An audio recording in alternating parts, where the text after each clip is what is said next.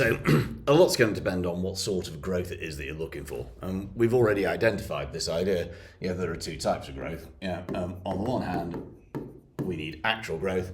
On the other hand, we're looking for potential growth. So potential growth is the tricky one. In principle, actual growth, as we said before, what you're looking to do is you're looking to increase aggregate demand in some way, shape, or form. So how are you going to do that? Well, you're going to need to use some sort of, assuming the economy is not self-stabilizing and so on, you want to do something about this, you're going to use some sort of expansionary policy. So on the one hand, we could use expansionary monetary policy. So obviously we've covered all this elsewhere, so I'm not going to go into huge details here. We could cut interest rates. We could increase the money supply by doing things like quantitative easing or relaxing controls on credit by the central bank. So there are lots of ways in which, in principle, we can kind of ease the economy monetarily to allow demand to increase. And if you just look back at the stuff on monetary policy, that'll show how these things work. We know that interest rates are going to feed through into rising consumption investments, have an impact on the exchange rate and so on. And likewise, if you take expansionary fiscal policy,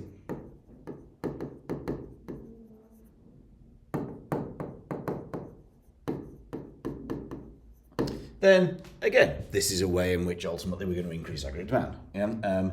We could cut taxes, you could cut direct taxes perhaps, like income tax. You could cut indirect taxes, like VAT, which are going to feed through. In the first case, it's going to increase consumers' disposable income. In the second case, lower prices are going to increase real income, which should stimulate demand. We could increase government spending. We could engage in current spending, increasing the salaries of the police, or teachers. That'd be nice. Or we could engage in capital spending. Investment, government infrastructure projects and so on, and all of this is dealt with kind of elsewhere. So this is just a repeat of things that we've already seen. All you're trying to do ultimately, with all of these things, is to increase aggregate demand. So at that stage, you're creating actual growth. You'll create a multiplier effect, and so on.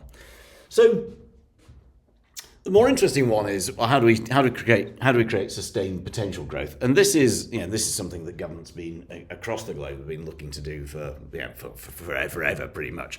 So we can come up with some solutions here. Ultimately the answer is kind of straightforward. Which is that we need to shift out our production prosperity frontier. We need to shift out long run aggregate supply. And the way we're going to do that is we're going to increase either the quantity of our factors of production, or we're going to increase the quality of our factors of production, or we're going to increase the efficiency of use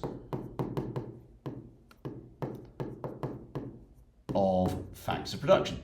And we can do that across a number of different, there are a number of different kind of, it's all about factors of production. We can do this across a number of different factor markets.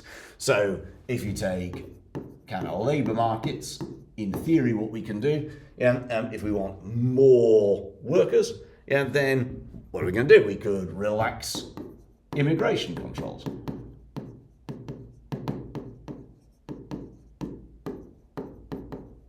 We could try to increase the birth rate by better childcare.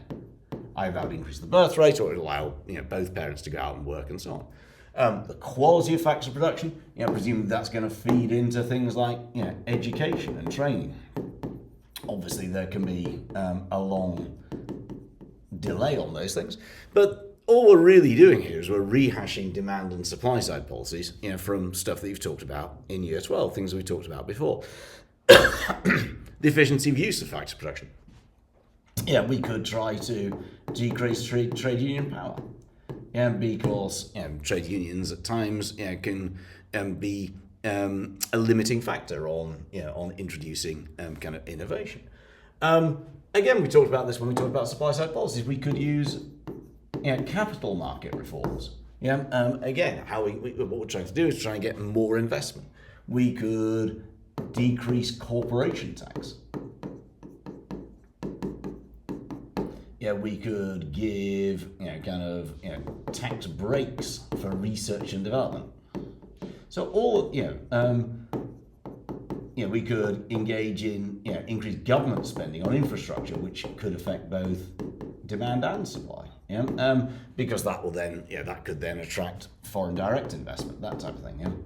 And likewise, we can engage in product market reforms. To try to increase competition, to force firms to be more efficient, to make better use of their factory production and so on. So we could do that by things like privatization, might work.